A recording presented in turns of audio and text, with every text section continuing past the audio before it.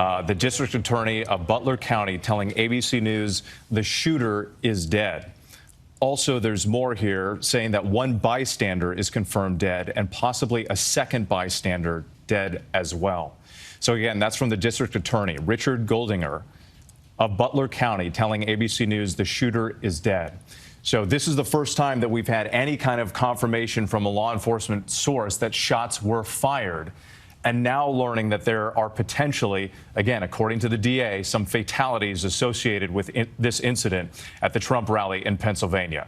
Let's go back to our Chief Justice correspondent, Pierre Thomas. Pierre, you've been talking to your law enforcement sources. This is a major event.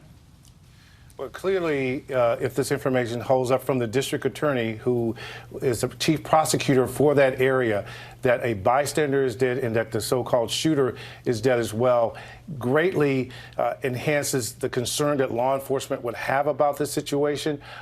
We've been with the Secret Service in recent days, working with them, looking at their security plan for both conventions, the RNC and the DNC convention. And I can tell you, one of the things that they wanted to put forth in the conversations with me is that they believed that the threat environment was quite dangerous and that all their training was geared toward dealing with events like this. They showed us the training of how they would move the president in the event of an attack. They showed what would happen if the president were fired on or if his motorcade were fired upon. They have drones that will be doing surveillance. So this has not been something in theory that they've been worried about. This has been an actual concern.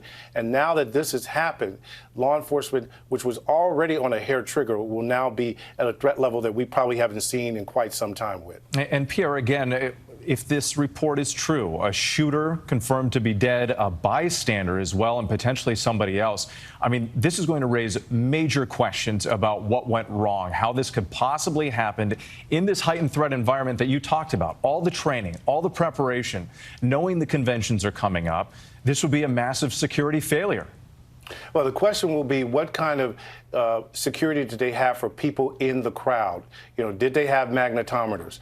You know, those kind of questions will need to be resolved and answered. And again, we don't yet know all the details of how this unfolded.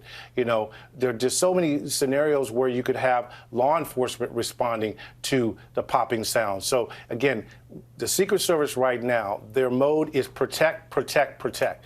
That was their primary concern, was to get the president out of harm's way, get him removed. Briefing us, getting information to us is so secondary. But trust me, the Justice Department, FBI, all these different agencies are trying to get information so they can assess the threat environment and look at security across the board, because this is not going to be viewed just as an isolated incident. This potentially impacts everything going forward with. And you see how quickly, again, our viewers looking at this video of the moment as it occurred, you see how quickly it happened. And initially, the reaction from the crowd, and one of the first things you see the former president do is reach for his right ear, then goes to the ground. And then you see this human shield of Secret Service agents jumping on top of him before they escorted him out. And at this, the immediate aftermath here, people are confused in the crowd, looking around, not clear what's going on.